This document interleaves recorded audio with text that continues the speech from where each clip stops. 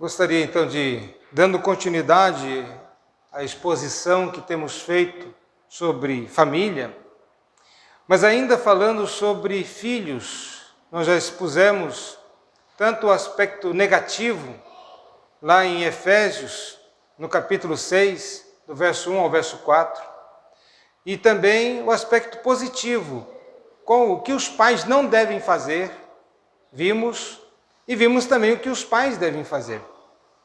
Mas hoje eu gostaria de propor exemplos práticos na vida, nas Escrituras Sagradas, de pessoas que acertaram, de pessoas que erraram nesta tarefa de criar os filhos. Eu gostaria então de convidar, primeiramente, lembrando que nós iremos olhar para o Antigo Testamento, não vamos olhar para Efésios agora, vamos olhar para o Antigo Testamento, primeiro livro dos Reis, no capítulo 1, e ler do verso 1 e o verso, capítulo 1, verso 5 e o verso 6. Primeiro livro dos Reis, capítulo 1, verso 5 e o verso 6. Diz assim a palavra do Senhor Deus: Então Adonias, filho de Agite, se exaltou e disse: Eu reinarei.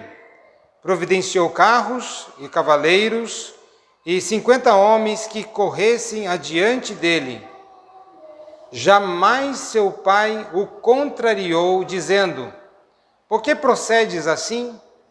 Além disso, era ele de aparência muito formosa e nascera depois de Absalão.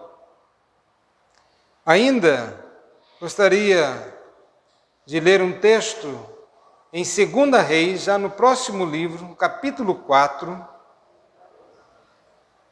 verso 1.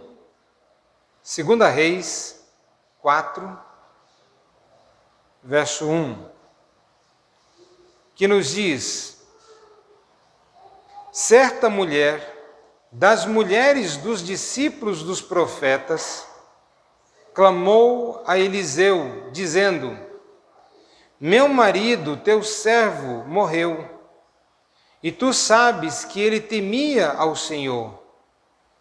É chegado o credor para levar os meus 2 filhos, para lhe serem escravos.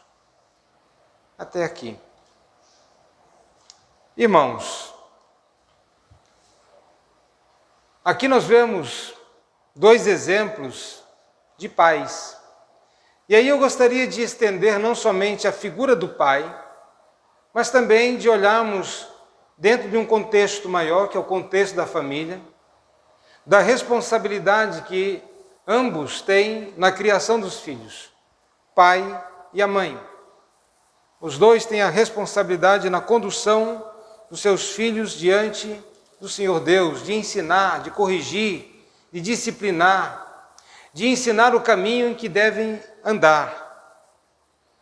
Quando nós olhamos aqui para o exemplo de Davi, olhamos para um profeta que aparentemente não tem nome. Nós não sabemos, olhando para esse registro de 2 Coríntios, lá, 2 Reis, no capítulo 4, não nos diz qual é o nome, embora no Midrash, na escritura hebraica, ele é identificado como aquele servo, Obadias, que ele vai e cuida dos profetas, dos sacerdotes, daqueles que temem ao Senhor Deus, e os guarda, e os coloca escondidos e os alimenta durante aquela perseguição terrível, debaixo da autoridade lá de Acabe e Jezabel, que saíram matando os profetas do Senhor, matando aqueles que temiam ao Senhor. E ele estava ali cuidando dos profetas. Embora então não haja um registro bíblico dizendo quem de fato é, ao olharmos para o registro dos escritos judaicos, há essa identificação. Se for assim, tudo bem. Se não for, pelo menos é uma identificação dada pelo próprio povo de Israel.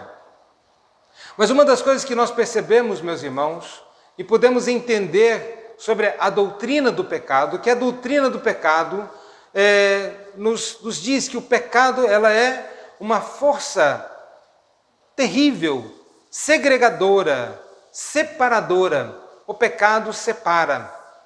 Quando nós vamos definir a palavra morte, nós geralmente pensamos em alguém que está morto, sem vida. Mas a melhor definição da palavra morte não é ausência de vida, mas é separação. Porque quando Deus disse para Adão e Eva não comerem daquele fruto do conhecimento do bem e do mal, Ele está dizendo que no dia em que eles comessem, eles iriam morrer. E nós sabemos muito bem que eles literalmente não morreram, mas ao mesmo tempo eles morreram. Porque se nós interpretarmos a morte como uma morte física e ausência de vida, vamos dizer que eles morreram bem mais tarde. Mas na verdade, cumpriu-se imediatamente no ato da desobediência de Adão e Eva. Eles definitivamente morreram, porque eles se separaram. Primeiro que eles já estavam ali com vergonha um do outro, eles já estavam tentando prover para si mesmos alguma coisa para cobrir a nudez. Eles estavam com medo de Deus, se escondendo de Deus. Quando Deus vai interrogar Adão, né, vai à procura de Adão, como assim eu fazia todos os dias, na viração do dia, havia aquela comunhão ali, o paraíso, o jardim do Éden é uma tipificação da glória, do céu, da intimidade e da comunhão com Deus. Mas o que aconteceu? Ao procurar Deus, o homem, ele estava se escondendo. E ele pergunta, você acaso comeu do fruto que eu disse para você não comer? E ele vai dizer, a mulher que tu me deste. Primeira acusação, primeira briga, a consequência do pecado já mostrando as suas garras, separando o homem da mulher com as intrigas. E depois disso nós vamos ver não somente Adão e Eva separando-se ou tendo essa acusação, mais tarde seus filhos Caim e Abel, um com inveja do outro, Caim com inveja de Abel o mata. Mais tarde vamos ver lá Lameque, que mata um porque pisou no seu pé. Essa é a história da humanidade. Como a consequência do pecado faz com que haja separação. Cada um, nós sabemos que quando um peca contra o outro, a primeira coisa que acontece é uma ruptura do relacionamento. O marido discutiu com a esposa, os dois estão ali íntimos. Não, é cada um para o seu lado. Consequência do pecado. Graças a Deus que há tratamento, meus irmãos, para o pecado. Há tratamento para as consequências do pecado. Deus pode reverter essa situação. Mas essa é uma leitura clara que nós podemos ver das Escrituras. Mas não somente a ruptura entre marido e mulher, mas também entre pais e filhos. E vemos isto cada vez mais e com muita clareza, essa rebelião. E ao invés de encontrar contentamento e felicidade numa vida de independência, encontra tristeza. Porque nenhum filho, depois que desobedece e desonra seus pais, ele pode dizer, eu sou um cara feliz. Na verdade, ele não é feliz.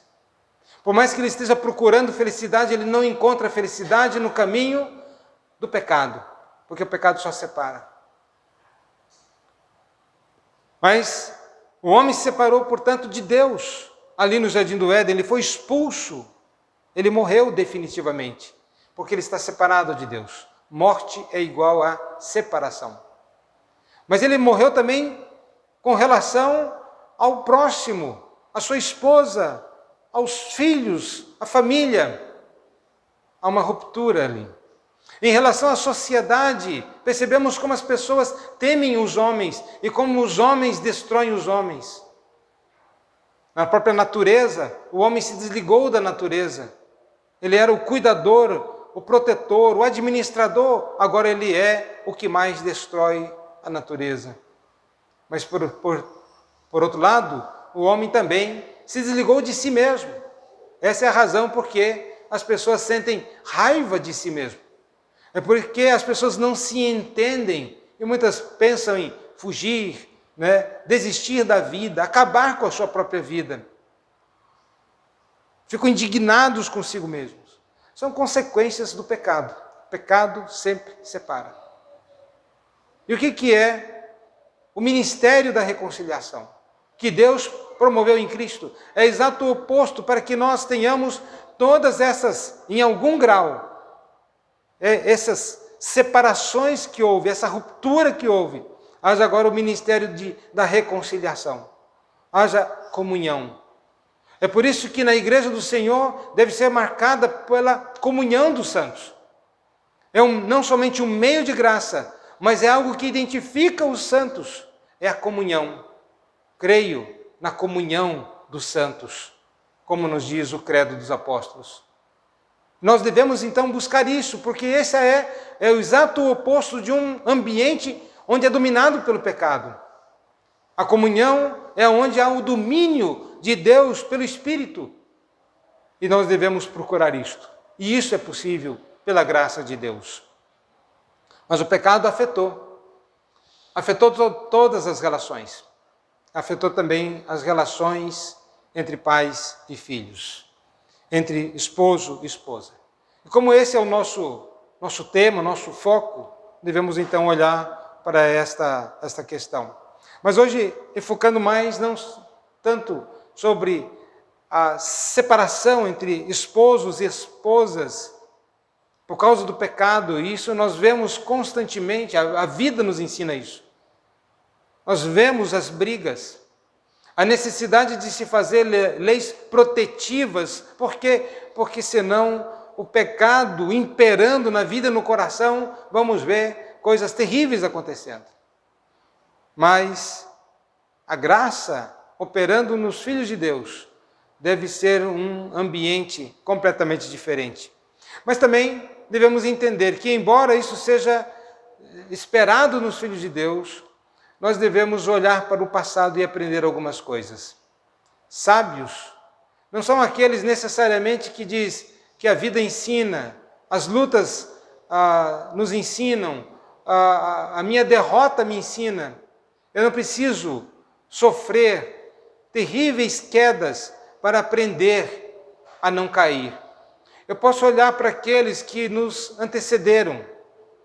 E aí sim, a sabedoria está na capacidade de você analisar as coisas ao seu redor e dizer: eu não vou por esse lado, porque eu já vi o que aconteceu com outro. Eu não preciso também, por experiência própria, transitar por este caminho para dizer: eu aprendi pelo que eu sofri. Eu posso aprender olhando os outros. E nisso constitui também a sabedoria. E aí nós vamos olhar então para Davi, o pai Davi. O pai Davi que errou muito. O texto nos diz aqui sobre Adonias, que queria dar um golpe de estado, queria o poder, queria o reino para si. Não era ele que estava na sucessão do trono, não direto, pelo menos. Havia a promessa para um outro, para Salomão. No entanto, ele quer o reino para si. E nos diz o texto aqui: eu reinarei.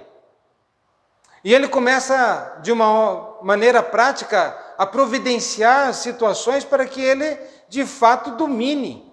Ele reine. Começa a providenciar carros, começa a formar um pequeno exército para si, porque entendendo que isso sempre é uma necessidade, haver pessoas que o apoiem e pessoas que têm o poder das armas para apoiar, porque senão nenhum reino se subsiste assim. E ele arranja carros, cavaleiros, 50 homens que corressem diante dele. Mas algo interessante nós podemos observar no versículo 6. Algo interessante. jamais seu pai o contrariou, dizendo: por que procedes assim? Davi nunca o repreendeu pelos seus erros, pelos seus malfeitos, pelos seus mal procedimentos. Meus irmãos, não há criança, filho que não erre, que não precise disso. A repreensão, a correção é uma necessidade, porque todos nós, nascidos sob o regime do pecado, influenciados pelo pecado, nós erramos. E erramos muito mais do que nós desejaríamos errar. Fazemos coisas erradas. E há uma necessidade de que outros venham e nos orientem, e nos ensinem, e nos corrijam. E os nossos pais, de certo modo, foram colocados por Deus para o cumprimento desta tarefa, para corrigir, para orientar. Mas aqui está falando de um pai omisso. Simplesmente ele se omitia, porque seus filhos erravam, certamente erravam, mas ele nunca repreendeu. Isso quer dizer também que ele nunca disciplinou, porque como nós vimos na semana passada, a disciplina não é necessariamente o uso da vara. A disciplina é o fim, a vara é o instrumento. E às vezes se consegue disciplinar, colocar em ordem, sem o uso da vara. Às vezes uma conversa, uma orientação, um ensino positivo, uma bronca, uma palavra mais dura, mais contundente. Mas às vezes a cerviz está tão dura, coração tão endurecido, que é necessário a vara da disciplina. E aí deve ser usado. Não deve ser temido usar esse expediente, haja vista que é um expediente ordenado por Deus. Quem ama, cedo disciplina. Quem retém a vara, ele aborrece a seu filho. Portanto, há uma necessidade. Davi foi omisso. Seus filhos precisavam, como todos nós precisamos. Só que Davi não agiu assim. Davi não somente não repreendia, Davi não somente não disciplinava, mas também ele não impunha limites. Fazia o que bem entendia. Está ali, façam. Eles se sentiam livres. Talvez eram numa linguagem, eu não sei se ainda é usada essa linguagem, eram os mauricinhos da sua época, os filhos do rei, os que tinham dinheiro, e ali tem certamente aquelas amizades que não são muito boas, mas ele nunca impôs limites. Davi foi omisso. Davi também não se preocupava com a alma dos seus filhos, não impondo limites para os seus filhos. Davi também nunca disse não, é o que o texto nos diz. Nunca negou nada, nunca contrariou. E quanto a isso nós podemos aprender algumas coisas, meus irmãos. Há um equívoco quando pensamos sobre a palavra amor. Alguns acham que amor é um sentimentalismo frouxo, incapaz de corrigir, incapaz de levantar a mão, incapaz de dar uma varada. Amor definitivamente não é isto, pois quem ama cedo, não é tarde não, cedo disciplina. Amor, portanto, não é frouxidão, não é uma lassidão, não é um emocionalismo impotente, incapaz e que vê cometendo os erros e não faz absolutamente nada para intervir sobre os malfeitos, sobre os erros, sobre as coisas, de não impor limites. Eu amo tanto meu filho que eu não tenho coragem de dizer não. Isso não é amor. Isso é qualquer outra coisa, menos o amor verdadeiro. O amor se preocupa com a alma, se preocupa com o estado, com o aprendizado da criança, com seu estado espiritual, com seu relacionamento com Deus, com ele ser alguém que seja responsável, alguém que seja significativo na sociedade, que deixe um bom nome e um bom exemplo. Amor, portanto, definitivamente não é ausência de disciplina. Talvez o lema de Davi era: amar é não contrariar. Amar é não contrariar. Eu amo tanto os meus filhos, mas eu amo tanto os meus filhos que eu não vou contrariá-los. O mal que ele estava fazendo. É claro que, no geral, quando há esse lema norteador da vida, a princípio não se percebe o mal que está fazendo, porque isso só se vê mais adiante. O que se planta hoje, não se colhe hoje. O que se planta hoje, não se vê o resultado do seu plantio no exato momento em que plantou. Você só vai ver mais adiante. Mas quando se vê o resultado, pode ser que não goste do resultado do seu plantio. Mas já é tarde. O que fazer? Já foi semeado, já foi plantado. Depois de passado o tempo, decorrido o tempo, agora está mostrando os resultados, mostrando os frutos não pacíficos, com tristeza. Vemos então a história de um pai vivo com testemunho morto. Vemos a história de um pai vivo, mas que ao mesmo tempo está morto para os seus filhos.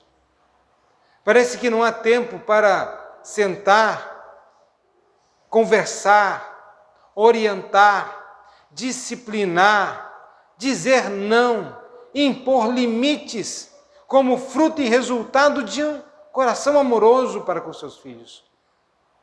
Está morto, está separado. Há pais vivos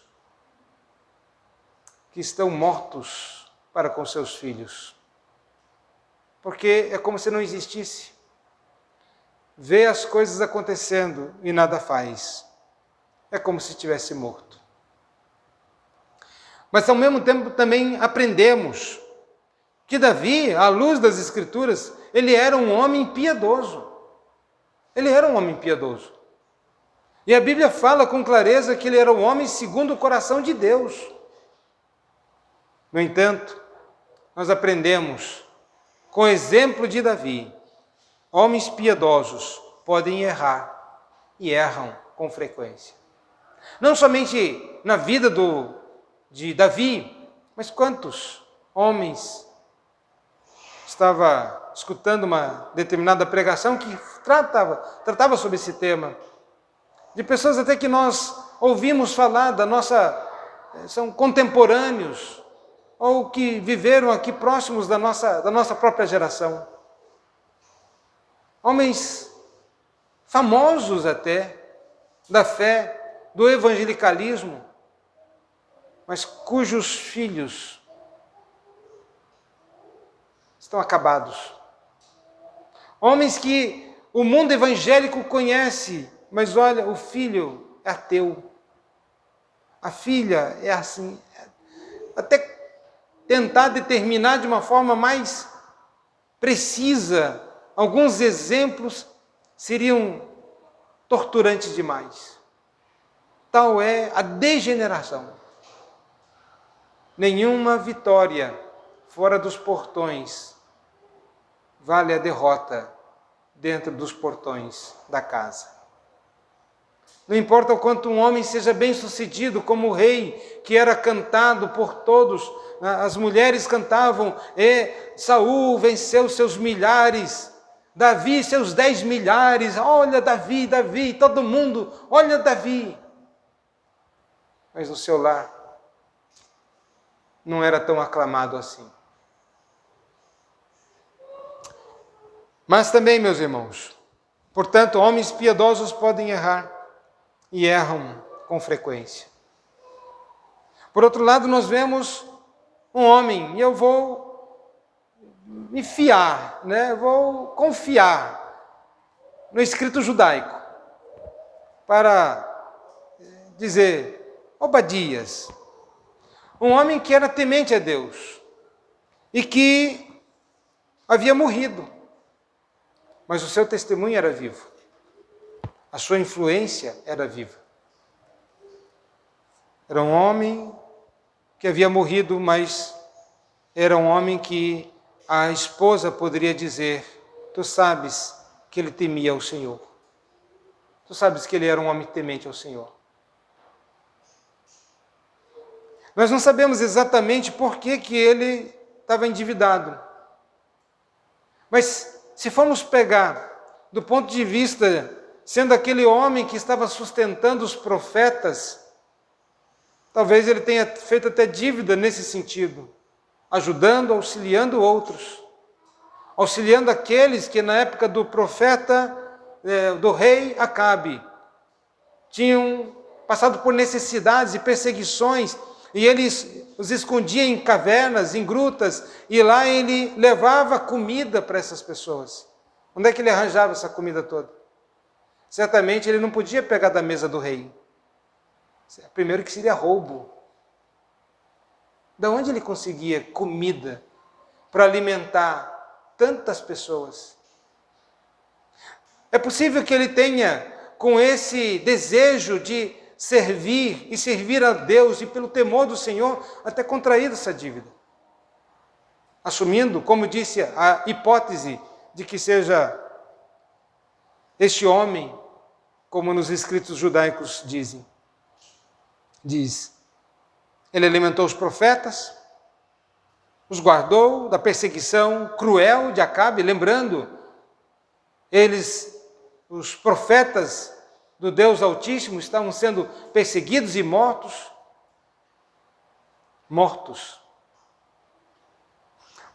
Mas nós vemos aqui que esta mulher deste homem, das mulheres dos discípulos dos profetas, ele era um discípulo dos profetas, chamou a Eliseu dizendo: olha, meu marido, teu servo, morreu, e tu sabes que ele temia o Senhor. Ele tem uma memória. Alguém que teme ao Senhor. Há algo interessante que nos diz acerca a filha do Russell Shedd. Eu tive o prazer de conhecer. De fato, ele era um homem temente a Deus. Um homem que tinha passado por um avivamento espiritual. Dedicou sua vida ao Senhor. Veio como missionário para o Brasil. E trabalhou na área da educação teológica. Como pastor e como mestre. Doutor em teologia. Quando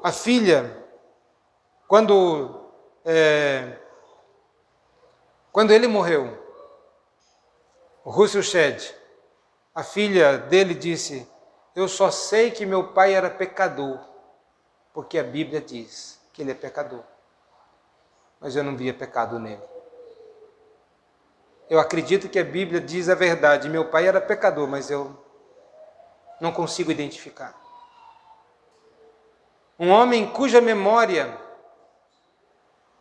viva, de uma experiência viva, e de fato, meus irmãos, como disse, tive o privilégio de conhecê-lo, ouvi-lo, de participar de retiro onde ele era o palestrante, de conferências, um homem muito piedoso. E Deus se lembrou dele, enviando Eliseu para que fizesse a provisão, para que aquela situação fosse sanada. Enfim, era costume entre os judeus, quando alguém tinha uma dívida e não podendo pagar, muitas vezes ele mesmo se fazia de escravos e muitas vezes seus filhos também entravam como escravos para poderem pagar a dívida. E isso está realmente dentro da legislação judaica. Essa é a razão porque havia até judeus escravos de outros judeus, porque se entravam numa dívida, eles tinham que pagar. Mas Deus envia o profeta Elias, e nós vemos que o final é um final da provisão de Deus, Deus mostrando a sua provisão. Mas a questão é o caráter deste homem. Um homem cuja memória pode-se dizer é um homem temente ao Senhor. É um homem que deixou uma influência piedosa. É um homem que mesmo depois de morto, Deus se lembra dele para que se faça provisão para ele, para a sua família, para que não fique desassistido. Deus se lembra da memória. Ele foi aprovado por Deus. Mas, por fim, meus irmãos, vemos também homens piedosos, cujos filhos se tornaram rebeldes, apesar e não obstante o testemunho piedoso desses pais. Vemos entre eles Samuel, e eu gostaria de convidar os irmãos a abrirem lá em 1 Samuel, no capítulo 8, no verso 3,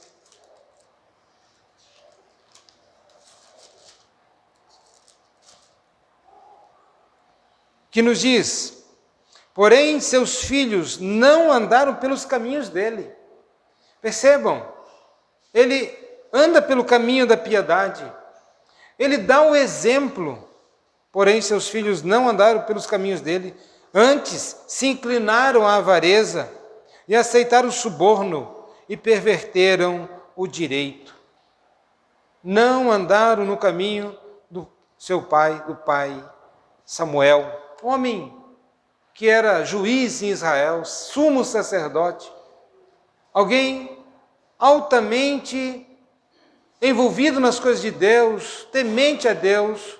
No entanto, a Bíblia nos fala que os seus filhos não andaram. Aprendemos também, portanto, meus irmãos, que pais piedosos podem ser bons exemplos para os seus filhos e ainda assim seus filhos seguirem por um caminho tortuoso. Dei esses 3 exemplos, meus irmãos, de homens que estão ligados à fé, de um homem que é piedoso, um homem que teme ao Senhor, um homem que fala muito sobre ele nas Escrituras, Davi errando, tendo grandes vitórias para fora dos portões e para dentro da sua casa, derrota. Vemos homens que ainda depois de morto, seu testemunho ainda é vivo, que influenciaram e influenciam profundamente a vida da esposa, dos filhos. E Deus se lembra deles para suprir e para cuidar. Vemos também que às vezes, ainda que tenha andado no caminho da piedade, dando exemplo correto, sendo homem piedoso, mostrando uma vida piedosa e espiritual, os filhos ainda se inclinem para andar distantes de Deus. Quanto a nós, meus irmãos, só podemos dizer que o Senhor se apiede de nós, dos nossos filhos, que Deus tenha misericórdia. Mas devemos aprender com o exemplo de Davi. Saiba dizer não, saiba impor limites, saiba contrariar. Não é pelo prazer de contrariar, é porque os nossos filhos, eles precisam, eles necessitam ouvir não. Eles precisam. Porque nem sempre a vida vai dizer sim para eles. E se nós não os ensinarmos, o que eles serão na vida? Aprendemos com Davi a dizer não. Aprendemos num exemplo contrário. Ao olhar para Davi, sejamos sábios, pais. Saiba corrigir. Não retires a vara quando necessário. A bronca, a exortação, mas também o ensino, o falar, a comunhão, estar com os filhos, conversar com os filhos, dar tempo para os filhos. Mas também nós aprendemos com aquele discípulo dos profetas, se for um anônimo, ou se for, de fato, Obadias, que sejamos como que exemplos para os nossos filhos, que os nossos filhos podem dizer: meu pai, ele era crente, meu pai era temente a Deus, meu pai era piedoso, e isso influenciou profundamente a minha vida. Meu pai, minha mãe, quantos filhos voltaram-se para o Senhor ao olharem as lágrimas das suas mães, orando por eles? Quantos filhos? Quantos filhos disseram: a minha mãe é uma mãe de oração, meu pai é piedoso? Lembremos também, para não nos desesperarmos, que é possível, muitas vezes, errarmos o menos possível. Todos nós vamos errar. Mas sermos exemplo, mostrarmos o bom caminho, e ainda assim, obstinadamente, os filhos se enveredarem por caminhos tortuosos. Meus irmãos, muitos pais às vezes se culpam. Onde eu errei? Onde eu errei? Por que aconteceu isso? E às vezes se martirizando. Às vezes, meus irmãos, é porque a dureza do coração, o amor a este mundo, as concupiscências, aos desejos, aos prazeres, a riqueza, a felicidade proclamada pelo mundo, foi mais forte. Ele quis isto. Mas aprendemos também, meus irmãos, que nós devemos exercer o nosso papel. Os resultados competem a Deus, mas nós precisamos exercer o nosso papel como pais. Como pais, nós somos responsáveis, sim, pelos nossos filhos. Pelo menos em ser exemplo e ensiná-los o caminho da piedade. Mas que o Senhor Deus nos abençoe, que o Senhor Deus nos conceda, assim, sua graça, para que, pela misericórdia do Senhor, nossos filhos sejam conservados na fé, mas que nós não erremos.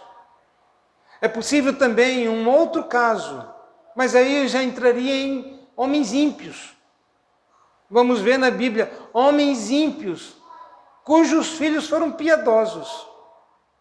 Graça, superabundante graça de Deus. Mas esses são homens ímpios, por isso eu não coloquei na nossa consideração nesta noite. Que o Senhor Deus nos abençoe. Amém?